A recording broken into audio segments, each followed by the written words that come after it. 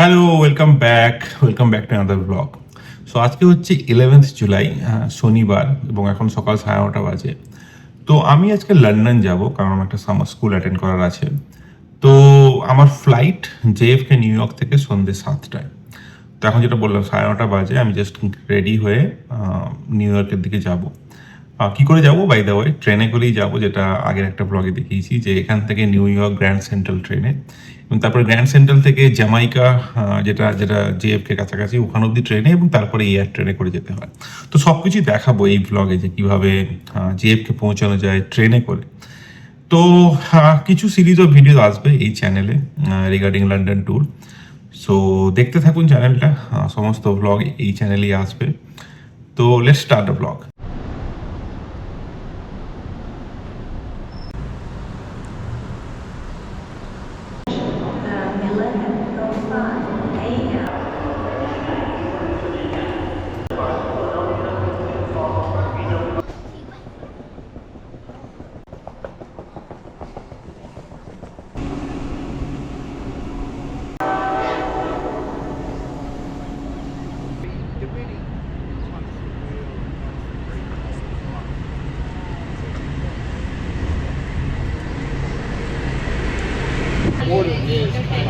ট্রেনে উঠে পড়েছি, এখন এই 11:15 বাজে। সেই ট্রেনটা ছাড়ার সময় 11:17, ওই 2 ঘন্টা মতো লাগে। আমি আগে একটা ভিডিওতে দেখেছি, নিউ হেভেন থেকে গ্র্যান্ড সেন্ট্রাল পর্যন্ত 2 ঘন্টা লাগে।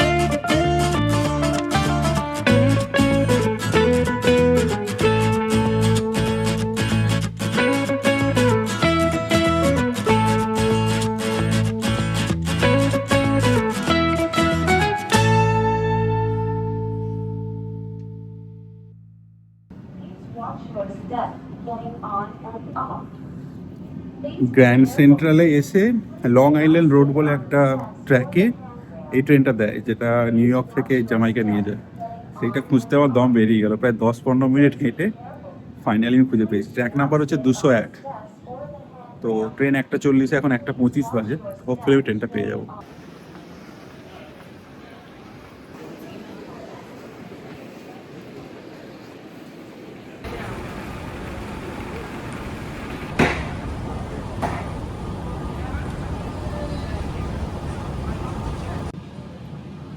এটা অসাধারণ, অনেকটা নিচে অ্যাকচুয়ালি এই লং আইল্যান্ডের যে রেলওয়েটা, এই সাবওয়েটা কিন্তু অনেকটা নিচে।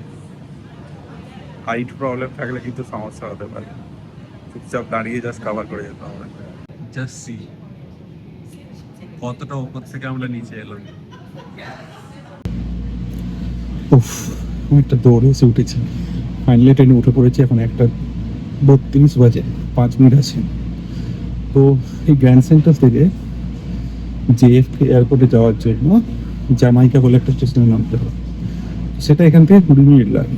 কিন্তু গল্পটা হচ্ছে গ্র্যান্ড সেন্ট্রালে যে ট্র্যাকে আমি গেলাম এবং এই ট্রেনটা যে ট্র্যাক থেকে ছাড়ে সেটা অনেকটা দূরে। মানে আমাদের ওই কলকাতা যেমন হাওড়া স্টেশনে আছে না, যে মেট্রো থেকে নেমে যদি কোনো লোকাল ট্রেন ধরতে হয় অনেকটা উপরে দাবে ধরতে হয়, সিমিলার ব্যাপার। তো দেখালাম অনেকটা হেঁটে এসে একটা অনেকটা নিচে একটা এসকেলেটর করে নেমে তারপরে আমি ট্রেনটা ধরলাম। তো যাই হোক, এটা একটা চিপেস্ট অপশন, কারণ মাত্র $5 লাগছে এখান থেকে এয়ারপোর্ট যেতে। অন্য অপশন বলতে বাস আছে, মেট্রো আছে, তাছাড়া মানে উবের ওলা আছে, ওগুলো মোর দেন 10 লেগে যাবে। তো তাই জন্যই ট্রেনটা করা। এবং আরেকটা অ্যাডভান্টেজ হচ্ছে যে মেট্রো নিলে অসুবিধাটা হচ্ছে যে মেট্রো অনেক সময় নেবে, ঘুরে ঘুরে যাবে। এই ট্রেনটা ওই 20 মিনিটে পৌঁছে দেবে, তো সেটা একটা অ্যাডভান্টেজ। আমার মনে হয় মেট্রো ওরকম সেম টাকাই নেবে, $5-6 নেবে, কিন্তু মেট্রোর টাইমটা অনেকটা লাগবে, মেবি 40 মিনিট ওরা বেশি। তো এইটা হচ্ছে অনেক শর্টেস্ট অ্যাডভান্টেজ। চলো, ট্রেনে উঠে পড়েছি। 20 মিনিট পরে জামাইকা, জামাইকা থেকে তারপরে এয়ার ট্রেনে করে যেতে হবে। তো দেখাবো, আগে জামাইকা পৌঁছে।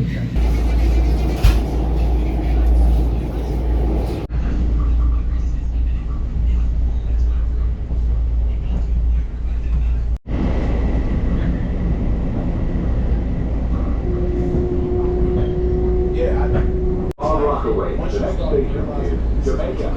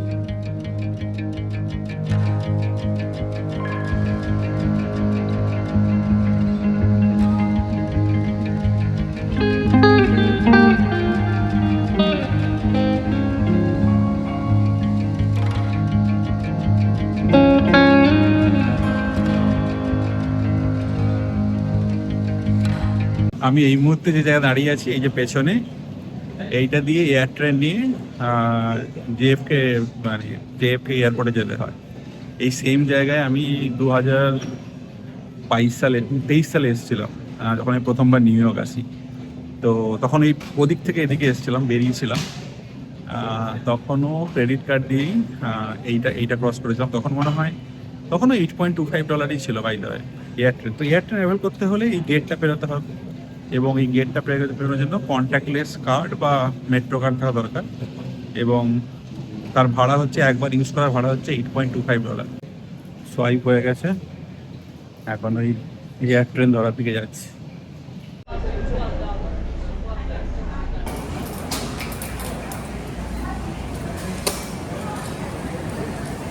এই যেটা জামাইকা এয়ার ট্রেন, এটাই করে প্রত্যেকটা মানে টার্মিনালেই এই এয়ার ট্রেনগুলো যায়, এবং এয়ার ট্রেনগুলো অটোমেটিক চলে বাই দ্য ওয়ে। আমি আগেরবার যখন এসেছিলাম দেখিয়েছিলাম, আজকে ভালো করে দেখাবো আমার এই ভালো ক্যামেরাতে। এগুলো অটোমেটিক চলে, এখানে কোনো ড্রাইভার নেই, অটোমেটিক প্রত্যেকটা টার্মিনালে যায়। আই থিঙ্ক টার্মিনাল এখন 8টা আছে, 8-এরও বেশি থাকতে পারে। তো হ্যাঁ, মানে ইটস এ গ্রেট থিং। তো দেখা যাক, আমি এটা ছেড়ে দিলাম, 5 মিনিট পরে একটা আসছে, ওটাই উড়ো। আর এই এয়ার ট্রেনটা একবার অ্যাভেল করার জন্য $8.75 দিতে হয়। আমি ওইখানে যে কার্ডটা সোয়াইপ করলাম তাতে আমার $8.75 কেটে নিয়েছে। তো এটা প্রত্যেকবার এয়ারপোর্টে গেলে $8.75টা পে করতে হবে।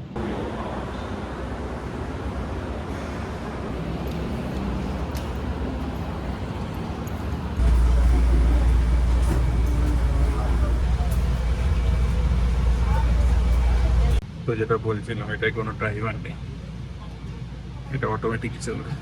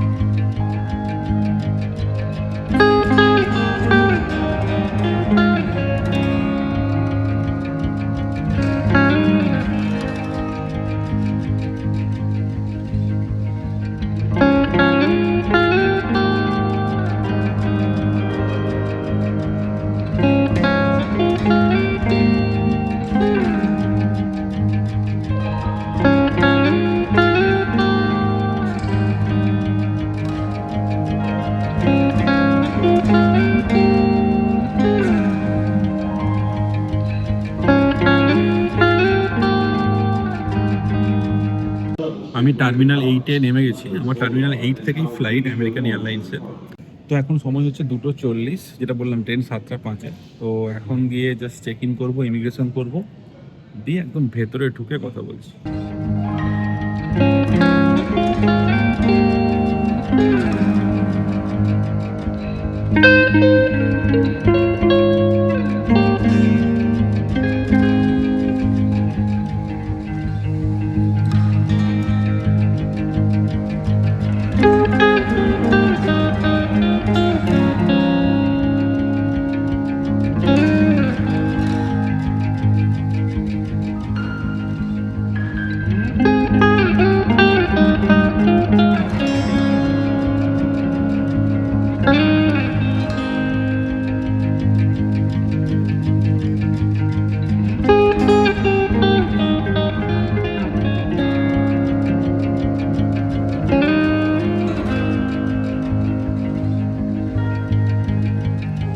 তো ভিতরে ঢুকে গেছি, চেক ইন এবং সব কিছু ডান। চেক ইন তো মানে সিকিউরিটি চেকিং মানে খুবই নর্মাল, মানে কিছুই খুলতে হলো না, জাস্ট ব্যাগগুলো দিয়ে দিলাম, জ্যাকেট, বেল্ট, শু কিছুই খোলার নেই, জাস্ট ব্যাগগুলো দিলাম, ওরা স্ক্যান করলো এবং আমি জাস্ট বেরিয়ে গেলাম। তো মানে খুবই নর্মাল চেকিং।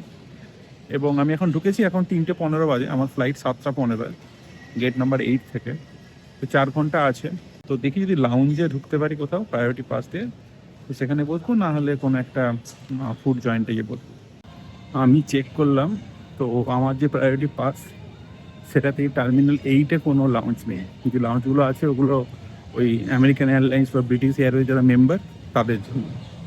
তো এখন আমি খুঁজছি একটা মানে খাওয়ার জায়গা ঠিকঠাক, লাইক KFC বা বার্গার কিং এরকম টাইপের, যেখানে বসে খাওয়া দাওয়া করা যাবে।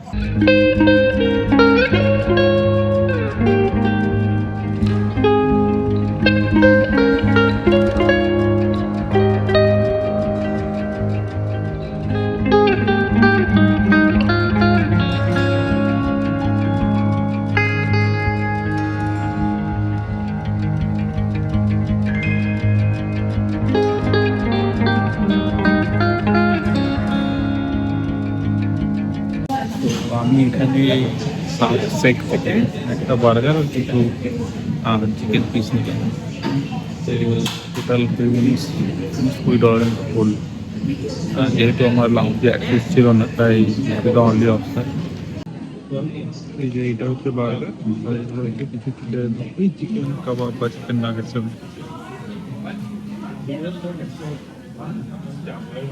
তো আমার খাওয়া দাওয়া হয়ে গেছে, ওই যে বার্গার খেলাম।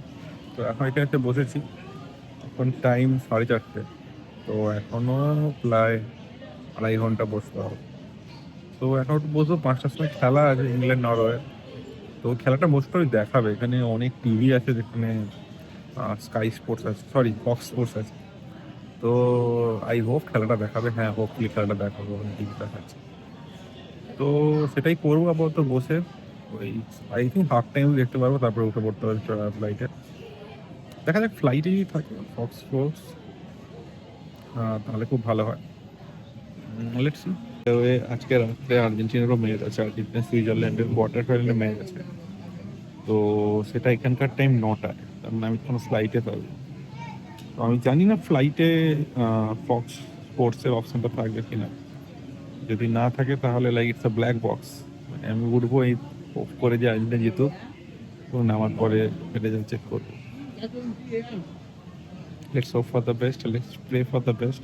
I really hope Messi final অব্দি যাক, অ্যাটলিস্ট সেই ফাইনাল অব্দি যাক এবং জিতু আর এইবার।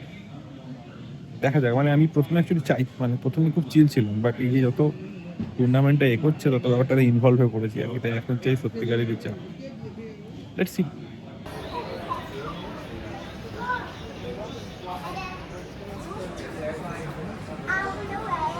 Gentlemen, we're only pre-boarding passengers. No groups have yet to be called, so we 5:30 বাজে এখন। আমি একটা হট চকলেট খেলাম ওই স্টারবাক্স থেকে। ছোটোটার দাম $5 নিল, খুব একটা যে এক্সপেন্সিভ তা নয়।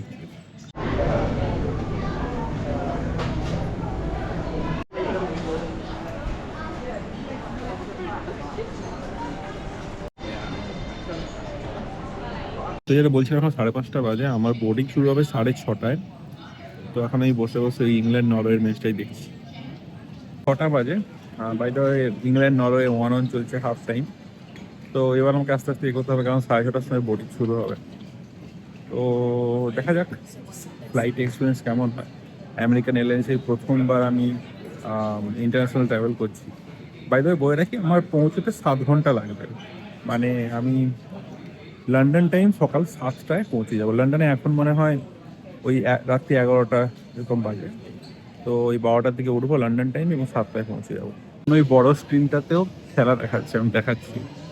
এবং প্রচুর ব্রিটিশ সাপোর্টার এখানে বসে আছে, ওরা খুব চিৎকারচেঁচামেচি করছে। এক্ষুনি একটা নরওয়ের বোর্ড বাতিল হলো, তো ওরা খুব চিৎকারচেঁচামেচি করছে, আমি দেখাচ্ছি।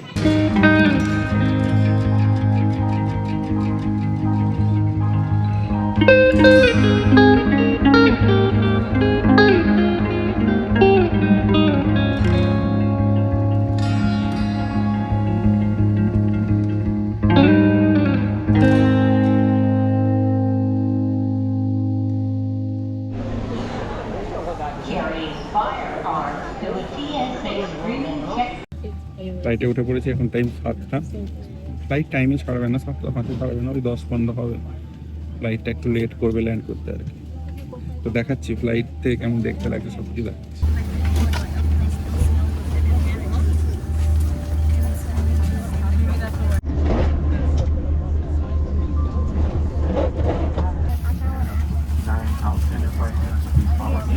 সাতটা 8 বাজে বোর্ডিং কমপ্লিট। তো আই হোপ 5-10 মিনিট ছেড়ে দেবে। বাই দ্য ওয়ে এখানে ম্যাচ দেখার কোনো অপশানই নেই, মানে এখানে ওই চ্যানেলটা নেই, ফক্স স্পোর্টস বা কোনো কিছু নেই। তো ম্যাচ লাইভ তো দেখা যাবে না, অনলি হোপ ইজ যদি ওই ইন্টারনেটটা থাকে স্কোরটা দেখা যাবে। নাহলে ওই ভগবান ভরসা, কাল সকালে গিয়ে জাস্ট প্রে করা যে ল্যান্ড করার পর যাতে স্কোরটা মনোমতো হয় আর কি। ফানি পার্ট হচ্ছে, তোমরা যখন ভিডিওটা দেখছো তোমরা অলরেডি স্কোরটা জানো। সো ইউ নো আমি লন্ডনে ল্যান্ড করার পর খুশি হবো না খুবই দুঃখিত হবো।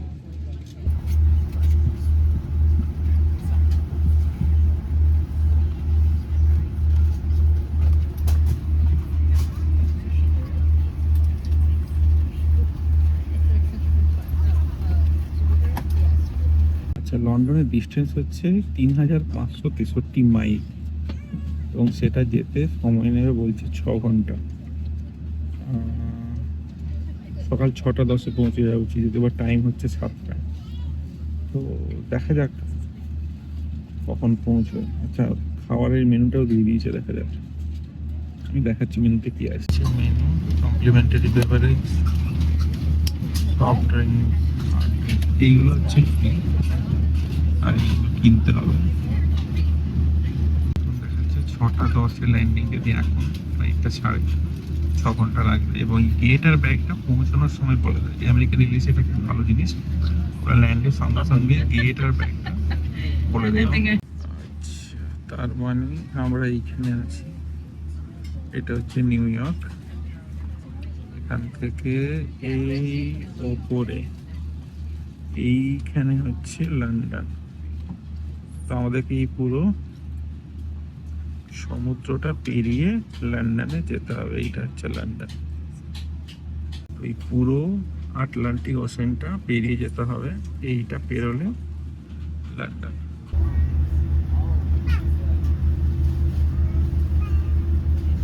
সাতটা কুড়ি ফ্লাইট ছাড়লো, টাইমই আছে 7:15, টাইম ছিল 5 মিনিট লেট। তো এখন যা দেখাচ্ছে তাতে তো 6:30টার মধ্যেই ঢুকে যাওয়া উচিত, দেখা যাক।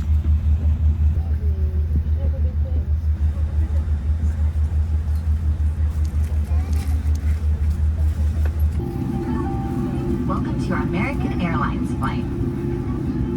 On its way to one of our many destinations across the globe.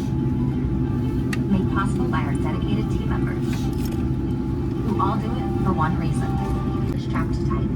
Then fasten your shoulder belt by attaching it to the buckle until you hear it click. Your seat is upright. All larger electronic devices are put away. Carry-ons are placed all the way into the seat in front of you, and your tray table is stowed. Larger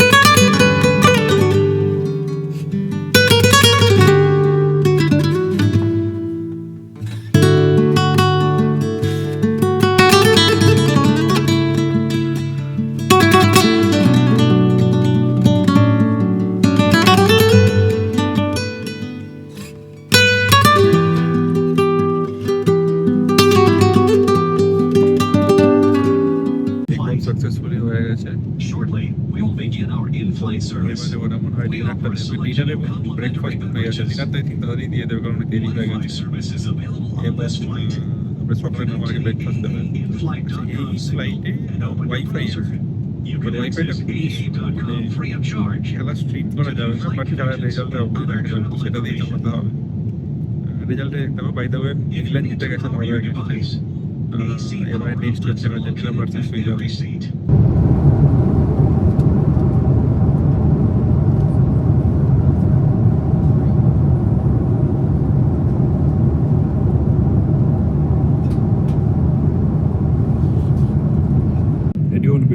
কি দেখছি দেখাচ্ছি।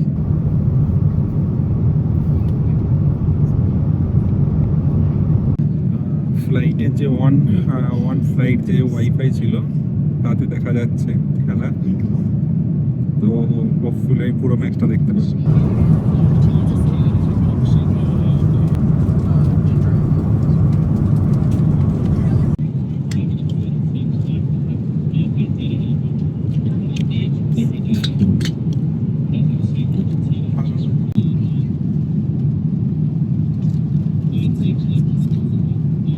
কোপটাই পড়ছে, খাওয়ার পর কি যাবো নেমে যাচ্ছি। খাবার কোয়ালিটি আমেরিকান এয়ারলাইন্সের খুব খারাপ, খুবই খারাপ। মানে যে চিকেন রাইসটা দিয়েছে এটার দাম কত টাকা আমি জানি না, মানে খুবই খারাপ খাবার quality, not up to the mark. Dinner হয়ে গেছে যেটা বললাম, খাবারের কোয়ালিটি খারাপ, বাট ডিনারটা হয়েছে। এবং আর্জেন্টিনা সুইজারল্যান্ডের ম্যাচে হাফ টাইম হয়েছে 1-0 আর্জেন্টিনা এগিয়ে আছে। আমি জানি না কি হবে, খুব চাপের ম্যাচ হয়, দেখে আসছি। এখন নিউ ইয়র্কের টাইম 10টা, রাত 10টা, মানে আমি যেখানে থাকি সেখানকার টাইম রাত 10টা। তো আর কিছুক্ষণ খেলাটা অবশ্যই পুরোটা দিয়ে একটু বাই দ্য ওয়ে এখানে কিন্তু কিছু সাউথ এশিয়ান মুভি আছে আমেরিকান এয়ারলাইন্সে। আমি আপনি ওনা দিয়ে দেখছি অনেকদিন পরে, কিন্তু অনেক ভালো ভালো মুভি আছে। কালকি আছে, সাদেশ আছে, চাক দ্য ইন্ডিয়া আছে, অনেক ভালো ভালো মুভি আছে। তো মুভির কালেকশনটা ভালো, কিন্তু মেনুটা খুব একটা ভালো না।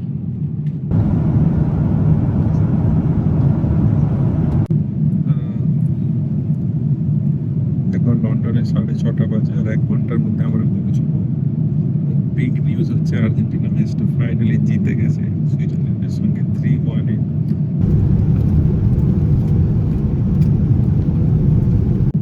এবারে ল্যান্ড করবে।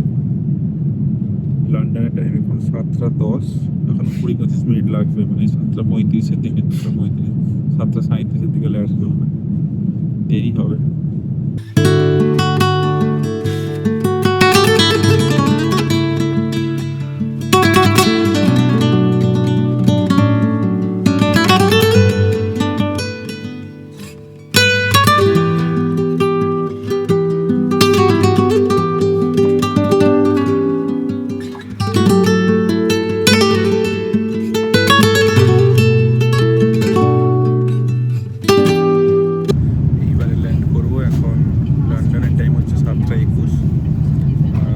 আর 10-15 মিনিট ল্যান্ড করবো, একটু লেট হয়ে গেল 30 মিনিট মতো। তো যাই হোক, আর্জেন্টিনা জিতে গেছে সুইজারল্যান্ডের এগেনস্টে। আমি ম্যাচের ফার্স্ট হাফটা দেখেছিলাম, তারপরে এখানে আর ইন্টারনেট কাজ করেনি, মানে ফ্লাইট ইন্টারনেট তো, মানে ব্যান্ডউইথ কম। এবং অনেকে ম্যাচ দেখছিলো, মানে সবাই নিজের মোবাইলে ম্যাচ দেখছিলো ফলে। এবং 1-1-এর পরে আমি চেষ্টাও করিনি, আমি জাস্ট স্কোর দেখছিলাম। এবং ফাইনালি আমরা 3-1-এ জিতেছি। It's not a good win, আমি যদিও ম্যাচটা পুরোটা দেখিনি, বাট তবু লোকজন বলছে it's not a good win, কিন্তু সেমিফাইনালে ভাই, সো তো এখন দেখা যাক কত তারিখ নামি, তারপর ইমিগ্রেশন হোক। তো ল্যান্ড করার পর ইমিগ্রেশন হোক, সবটা বলবো ইমিগ্রেশনে কী হলো না হলো, এবং তারপর কথা হবে।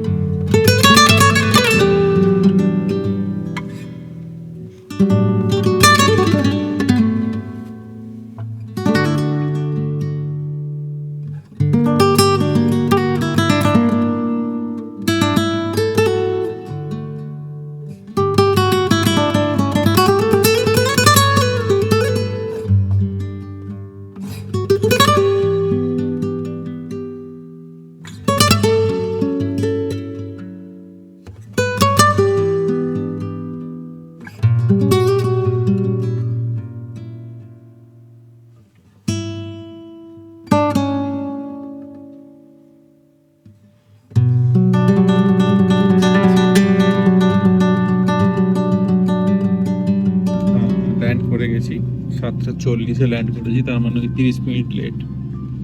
তো দেখা যাক কতক্ষণে সমস্ত কাজকর্ম শেষ হয়, তারপরে হোটেলে যাব। ফ্লাইট এখনো রানওয়েতে দাঁড়িয়েই আছে, মনে হয় গেট ফ্রি পাচ্ছে না। বাই দ্য ওয়ে, লন্ডনে এখন টেম্পারেচার 18 ডিগ্রি, মানে ভালোই ঠান্ডা।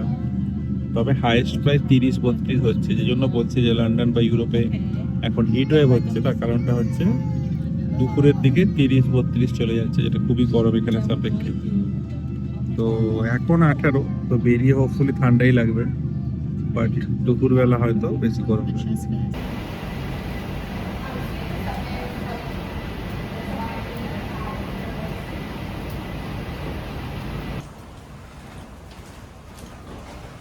ডান, কিছুই তেমন জিজ্ঞেস করলো না, কোথা থেকে আসছি, কদিন থাকবো, কি করতে এসেছি।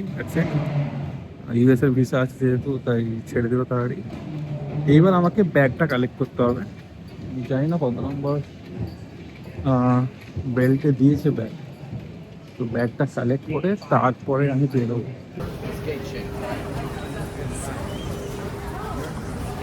বহুত ব্যাপার, মানে ব্যাগের বেল্ট নিয়ে কনফিউশন। ওখানে দেখাচ্ছে বেল্ট নাম্বার 4, কিন্তু এখানে এসছে বেল্ট নাম্বার 7। তো মোস্ট প্রবলি 7 আমার ব্যাগটা আছে। ওই যে আমার ব্যাগটা আছে, পুরো বেল্টে পুরো ব্যাগ কমেই গেছে, নেই। ওকে, ফাইনালি সমস্ত ফর্মালিটিস ডান। যেটা বললাম, ইমিগ্রেশনে তেমন কিছুই জিজ্ঞেস করেনি, জাস্ট বললো যে কী জন্য এসছো, কদিন থাকবে, এবং মানে ওই সামার স্কুলটা কি এটা জিজ্ঞেস করলো, ছেড়ে দিল। লাস্টবার এরকমই হয়েছিল। তারপরে ব্যাগটা নিতে ইমিগ্রেশনে বিশাল লাইন ছিল, প্রায় 30-35 মিনিট লাইন ছিল, কারণ অনেকগুলো ফ্লাইট ল্যান্ড করেছিল এবং এখানে এসে ব্যাগ খুঁজতে একটু সময় লেগেছিল। এইবারে আমি হোটেলে যাব, এবং হোটেলে গিয়ে তারপরে কি হবে সেগুলো পরে ভিডিও আসতে থাকবে। তো এটাই ছিল আমার প্রথম ভ্লগ ভিডিও লন্ডন আসার, নিউ ইয়র্ক থেকে। তো দ্যাটস ইট গাইস। মানে ভিডিওটা ভালো লাগলে লাইক করে দিও, শেয়ার করো, সাবস্ক্রাইব করো চ্যানেলটাতে, এবং খুব শীঘ্রই লন্ডন সিরিজের ভিডিওগুলো আসবে, তো দেখতে টাটা।